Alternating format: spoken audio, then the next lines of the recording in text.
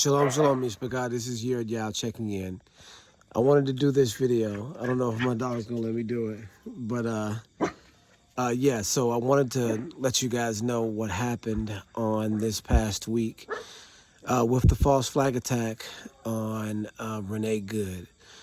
So we can tell when the script is very crafted whether or not this is a real attack or a false flag attack, right?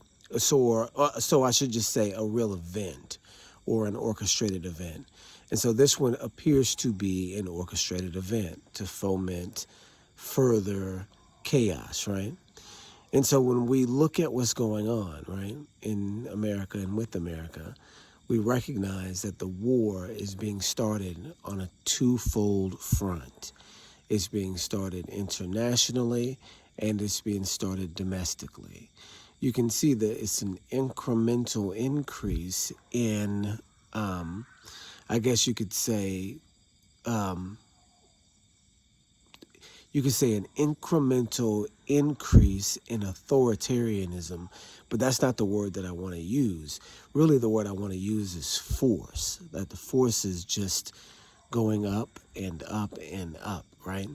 And so as you guys can see, Stephen Miller over this past weekend, it's been a little while now, announced that the strongest, the mightiest nation is the nation that's right.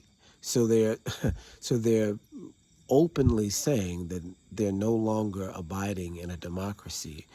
They're abiding in a dictatorship. That's basically what they're announcing, is that democracy is over. You see what I'm saying?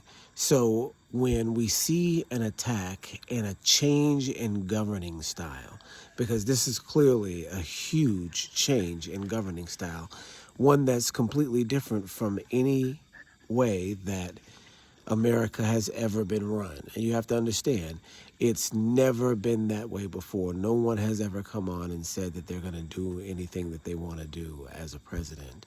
They're going to change laws. They're going to change the way that the United States works. Nobody has ever done that before. Everybody has at least had to go for the guise or for the appearance of following the Constitution.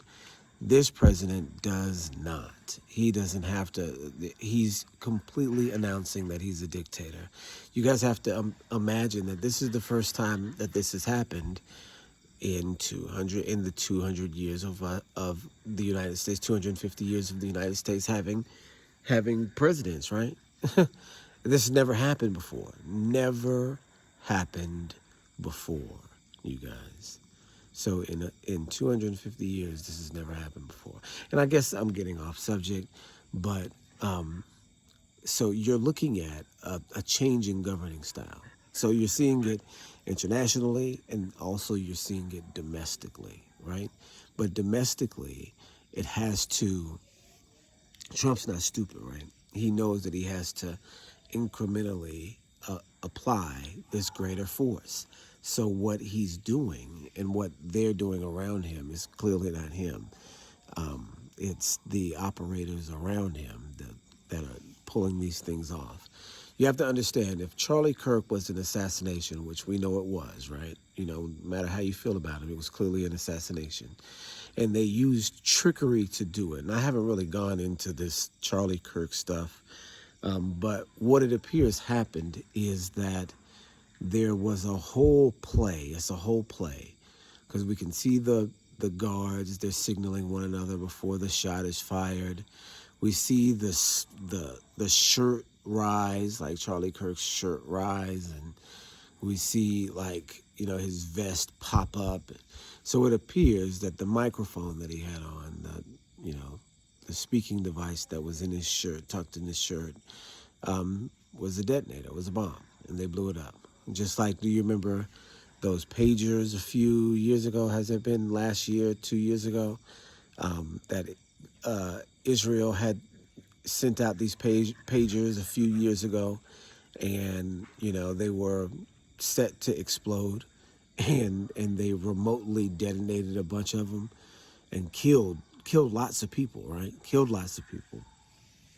So they have this technology to be able to hide explosive devices in smaller electronics, right? So we know that that's something that they do, right?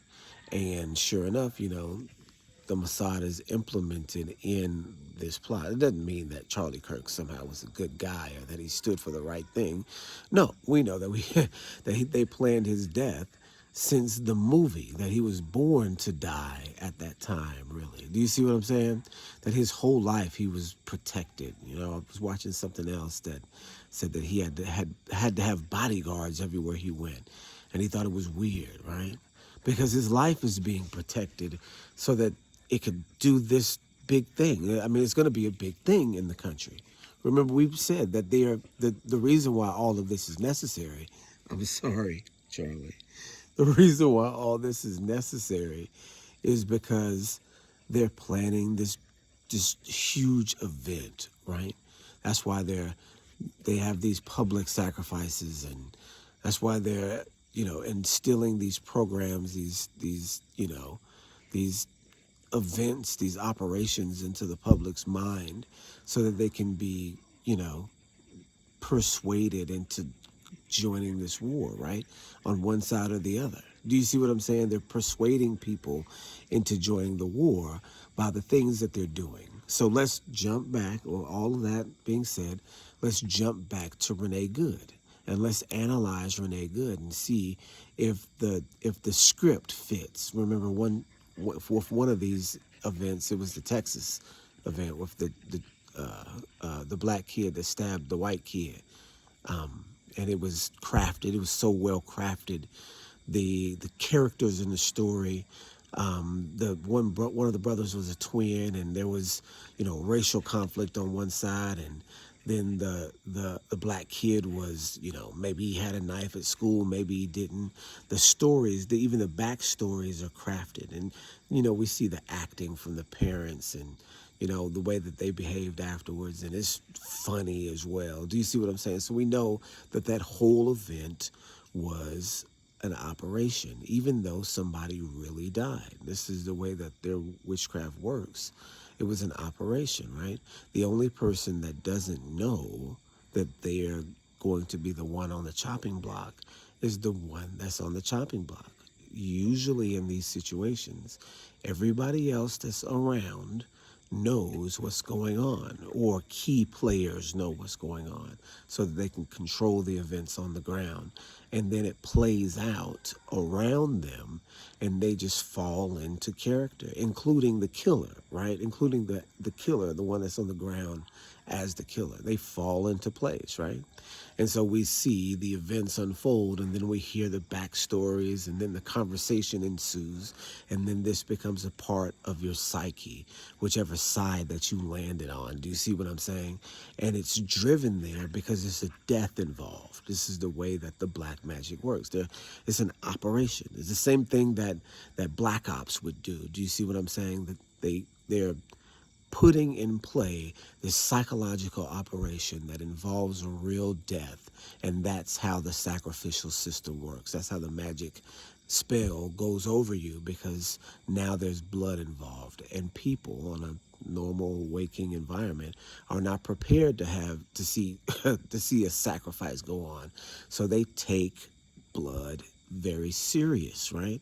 Which they should, but they're being fooled because, of course, it's this wild system that we're in, right? So back to Renee Good, right? So we can tell it's one of their operations because the characters are too well crafted, right? They're crafted with the irony built in. Do you see what I'm saying? They're crafted with the iniquity built in. And so let me explain. So, first of all, the woman that was there, the woman that was killed, Renee Good, is not from there. She's not a neighbor. She's from Colorado, I think they said. So she's from Colorado. What is she doing there? Well, she is a paid agitator, right? And if she's a paid agitator, she doesn't work for some, liberal think tank. She works for the government. She's a paid agitator. She'll get her paycheck from some company who gets their paycheck from the CIA, right? So this is what paid agitators do. They're there to be the foil in order to have someone to fight, right? Normal, average, everyday people are not getting up and fighting this fight unless they are motivated to. And the paid agitators are the ones that motivate them, right? So this is what's happening, right? So she's there and she's with somebody else, right? And so the thing is, she's there and her backstory has some intrigue to it. So I think they said she's a lesbian, right? So this is automatically for the right side going to be a red flag for them. They're going to say, okay, well, look at her lifestyle. What is she doing? Whose side is she fighting for? She deserves whatever happens to her, right? Story built in. So she's got a backstory that would validate a death warrant in these people's minds, right? Biblically, of course, yes, it validates the death warrant biblically as well. But here we are in the 21st century, and we don't have a community or kingdom to judge in so that we could say, and then not only that, the sacrificial system is not in place anymore. So we don't have the authority by which to judge someone. So we, of course, our authority in the word means nothing. And not only that, if they repent in this era, they could turn everything around and become saved. So not only is the judicial authority out of our hands, but there is another authority there, and it's the authority of favor. Now you've been given all over the world the spirit of favor, and we know all that. This is the biblical understanding of it. But in the Republican and the Trump understanding of it, these people are one of those people that are on the targeted list. Do you see what I'm saying? They have a target list of people that they're not going to care if something happens to them. Lesbians are on the list, right? So this is the backstory for the first character in the scenario. So that's one, right? She has a wild background. Two, the other character in the scenario. We got two characters so far, the shooter and the one that was shot, right? The other character has a Filipino wife. Do you see what I'm saying? That is an immigrant herself. An irony, right?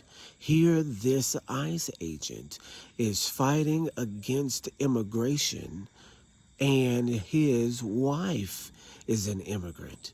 Isn't that ironic, right? Oh, now the enforcer of justice is also guilty of the same crime that he's going against.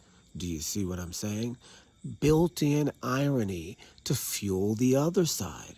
Well-told story, right? So you can't really make this stuff up because this is crafted in this way. They're choosing these particular people with these built-in ironic situations in their past in order to clash. So when their stories come out, they can be either ridiculed for having this iniquity in their background, or that they could be overlooked for the iniquity. Do you see it works both ways? You'll have to overlook that he's got the Filipino wife on the right-hand side, in order to justify the shooting, which you do. You justify the shooting, but you overlook that what the man stands for, he doesn't stand for. Do you see what I'm saying? Do you see what I'm saying? So the built-in storyline is there. Not to say that no one was actually killed, because this is the way that it happens, right? You need an actual death for people to gravitate to it, right? This is the way that this black magic works. And guess what? Devil's always willing to sacrifice, right? For whatever cause, right? Do you see what I'm saying? Not sacrifice himself, sacrifice somebody else. You see what I'm saying? So you see this playing out, right? So you've got these two characters, both of them working for the same entity, and they're sent to clash one against the other. They're literally, get down. They're literally sent to clash one against the other.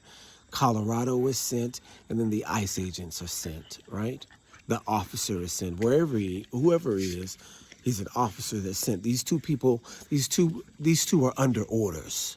They're both under orders from the same government. They're both under orders from the same government, and that's what people got to understand. Both parties are under orders from the same entity.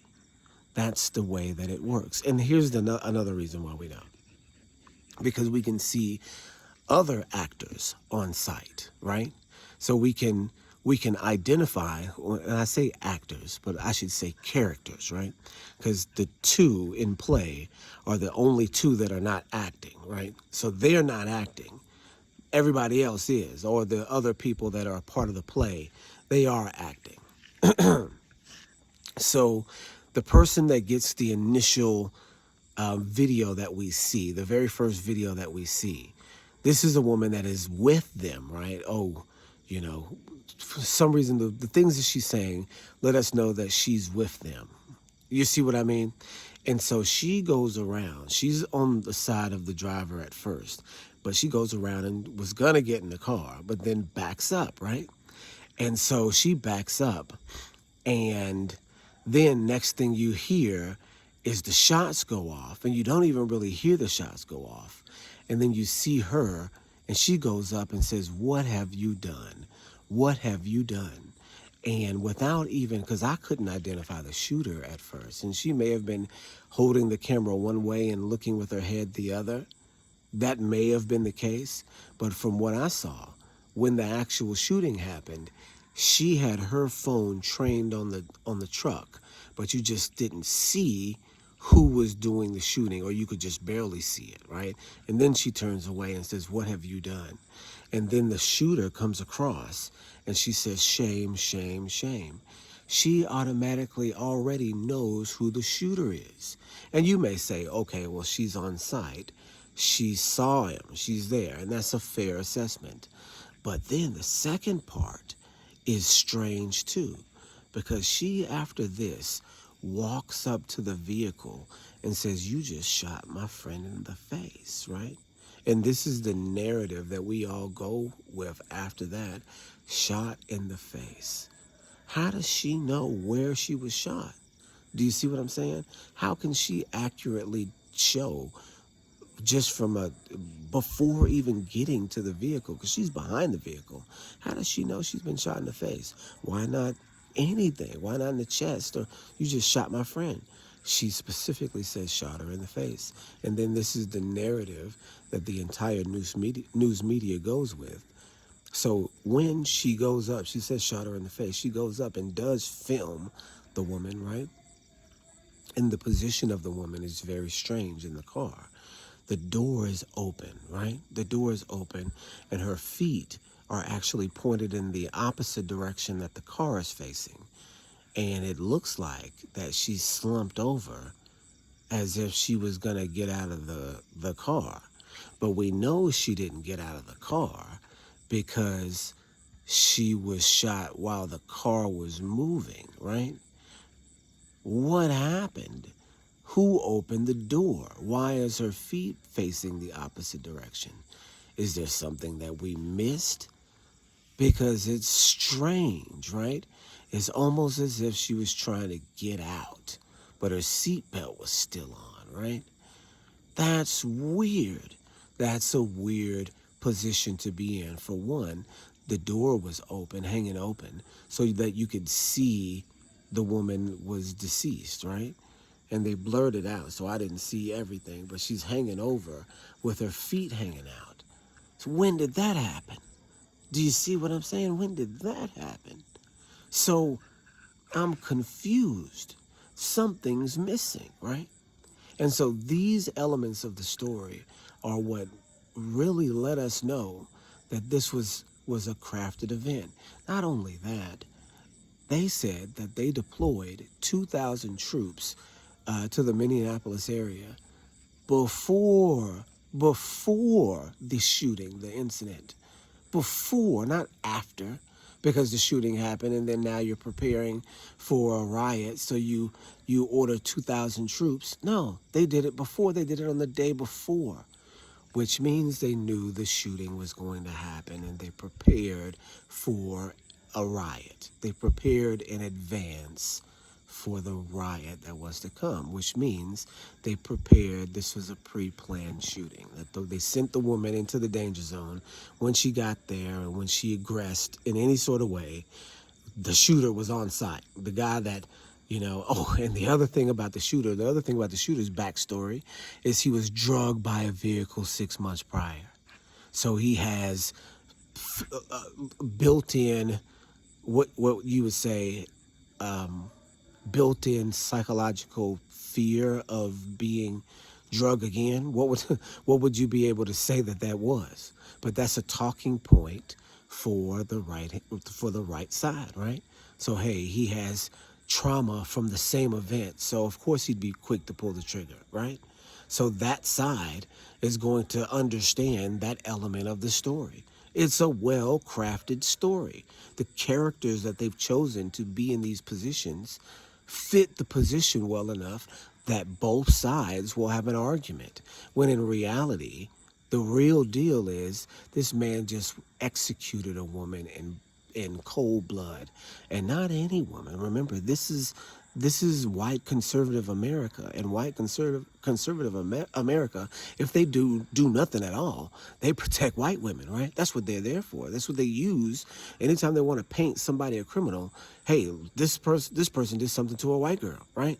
This is somebody that did this heinous act to a white girl. Hang him. We know that's the history of the country. So this is a protected class. The white woman is a protected class. And they're signaling that this protected class is no longer protected because the police, the enforcement agency, whether it be police, ICE, or whatever, just executed a woman right in front of everybody. And that's the purpose of this operation, you guys. That's the purpose of it. To show you, American citizen, that all bets are off. That the world that you grew up in, the world that you knew, is over. This is a show of overwhelming force, and they planned for it. They even bolstered their troops in case people got antsy, and people didn't. But they bolstered their troops just in case before the event. And you know what the last reason that we know that it was staged? Because it happened a day after January 6th, y'all. So January 6th is their warning, their war cry, right? They were celebrating January 6th in Washington, D.C., right? Right? So all of this happens around the anniversary of their war cry, of their insurrection event that they're very proud of, you guys. All of this, the declaration of war against the world now, or against Venezuela and Greenland in this part of the world, right? And then also a declaration of war stateside, domestically. All on January 6th and 7th, on that weekend, in that time frame, in that season, so that everybody can recall and remember that they've taken over the government, you guys. That's what this is. This is the war. This is the war started in earnest, you guys. It's planned. It's been propagated on us in a psychological way. That's the way that it's working right in front of us, you guys. And this is why Elohim's word is no joke, because this is what's coming to pass. That 10 kingdom world is being formed right in front of us, you guys. And so what I wanted to come on here and talk about is how well this event is crafted and how it plays to emotionally stir up the aggression and the misunderstanding that all of us who are one side or who are on one side or the other of this thing that they've created, you guys. And so there was another point that I wanted to make that shows that how well crafted this is, and how it was, perpetrated at just the correct time for there to be the maximum approval of an execution of a public. Oh, that was the last thing. So there was a right-wing commentator, another agitator, that came out, right? And what he said was point blank clear.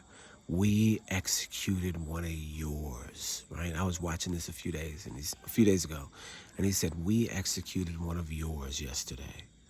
That's what he said. And so it's being advertised as a public execution, y'all. And that's important because it foreshadows what is going to happen in the future, what is to come, you guys. You're talking about a technocracy that's going to be out of this world. They are deploying drones over U.S. cities that are AI controlled, and that can that can scan your face and know everything about you, your face and your Facebook instantly, and know your Instagram, right? Instantly. This is what I'm saying, you guys. You're waking up into if you can imagine, people are walking around saying that they're going to get Trump out in the midterms, they're going to impeach him, and then all of this is going to be over when the Democrats get power back. What world, what world are people living in? Trump has just bombed a sovereign nation that had nothing to do with anything that anybody has any cares about. He didn't ask Congress. They didn't get it passed through the Senate. He didn't ask the American people what they thought. He just went and kidnapped the president of a foreign country. He just went and kidnapped the president of a foreign country and then stole his oil for everybody to see. You think a person like that is going to leave for just because of a midterm? Trump is going to dare y'all to have a midterm. He's going to dare y'all to have a midterm this year. This is the thing. Midterms of this year, this is when things change, right? We're going to figure out this year that he's not playing, right? That's what's going to happen. That's why he has to do these things this year, because the appearance of time's up is there. When whatever happens, whether the elections are called off, or whether they happen and they choose to impeach him and he just says no, either of those scenarios are viable. In fact, that's what's going to happen. One of the two. They're going to either impeach him, and they're going to have the whole voting go through, and the process to where that there has to be a change is just not going to happen. They're just going to say no, we're not going to let you into these seats. We're just going to have ICE attack you and arrest you, and then that'll be it, right? It'll be an executive order. Or they're just going to cancel the election altogether and say, no, we're not going to have an election this year. We're in a war mode. We're just not going to have one until further notice. Elections are called off. Either one of those is viable. In fact, those are the only two options. If you have a president that's doing what he's doing right now, then you